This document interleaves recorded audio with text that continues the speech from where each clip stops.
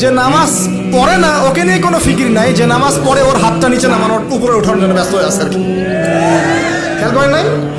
যে নামাজ পড়ে না কোনো ফিকিরই নাই, যে বেচারা নামাজ ধরেছে ওকে ডেকে আনা হচ্ছে, এদিকে আসো, তোমার নামাজ ঠিক হয় নাই, নামাজ এটা ঠিক করতে হবে, ওই ঠিক করতে হবে।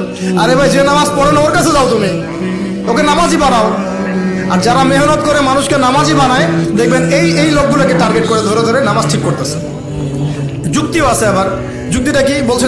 যে নামাজ পড়ে না ওর তো হিসেব আরো ডেঞ্জারাস। যে নামাজ পড়ে না ওর কথা বাদ, যে নামাজ পড়ছে ও তো পরিশ্রম করেও রিওয়ার্ড নাকি পাচ্ছে না, এই কারণে ওকে নিয়ে বেশি চিন্তা করে।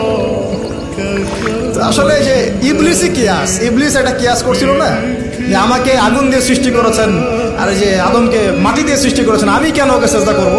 এই কিয়াসগুলো বাতিল কিয়াস। আরে ভাই, সে তো নামাজ পড়ছে, অ্যাটলিস্ট সে তো নামাজ পড়ছে। কে বললো যে এই ইখতিলাফি মাসালাগুলোর কারণে নামাজই কবুল হবে না? নামাজ কবুল করার দায়িত্ব কি আপনি নিয়েছেন নাকি? নামাজের মধ্যে সবচেয়ে ইম্পর্টেন্ট জিনিসটা কি? আল্লাহর ধ্যান নাকি আল্লাহর মারেফত, নামাজের মনোযোগ, কনসেন্ট্রেশন, আপনার এই যে কি বলে খুশু, এটা বেশি ইম্পর্টেন্ট না?